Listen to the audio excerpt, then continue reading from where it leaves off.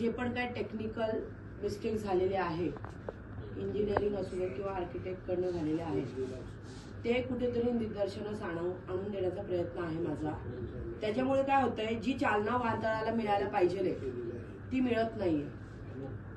जे विकास काम अडून राहिलेलं आहे, 4 व्हीलर्स तिथे आतमध्ये पार्क करू शकत नाहीये, ओव्हरब्रिज झाल्या नाहीये, त्याच्यामुळे लिफ्टचा इश्यू आहे, स्वच्छतेचा इश्यू आहे.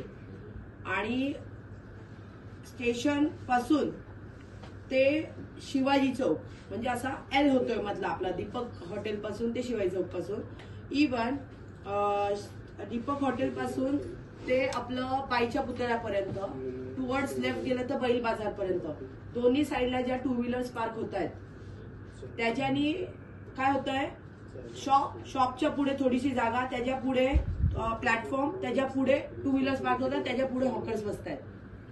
म्हणजे मध्ये ब्लॉक आहेत सिमेंटचे. तर त्या 2 व्हीलर्सचे दुकान, 2 व्हीलर्स ज्या कोणाच्या पार्क होत आहेत, 2 व्हीलर्स जे दुकानामध्ये काम करतात तर त्यांच्या पगाराच्या हिशोबाने कमीत कमी रेट त्यांना चार्ज करून वाहनतळामध्ये जर का त्या सगळ्या गाड्या पार्क केल्या तर वाहनतळाला सुद्धा चालना मिळेल आणि आपला जो ट्रॅफिकचा विषय आहे तो सुद्धा क्लिअर होईल. आणि हॉकर्स तर हटणारच आहे. म्हणजे ओव्हरऑल पूर्ण परिसर तो रिकामा होतोय. टेक्निकली बघायला गेलं तर लोकांना जे चालायला जागा फुटपाथ पाहिजे ते मोकळे होऊन जात आहेत. मेन म्हणजे आपल्याकडे एकही फुटपाथ प्रॉपर नाहीये. सगळे फुटपाथ, मी फुटपाथसाठी वेगळं निवेदन पण दिलेलं आहे की कल्याण शहरातले फुटपाथ सगळे रिपेअरिंगला आहेत, नाही तर नवीन बांधून द्या.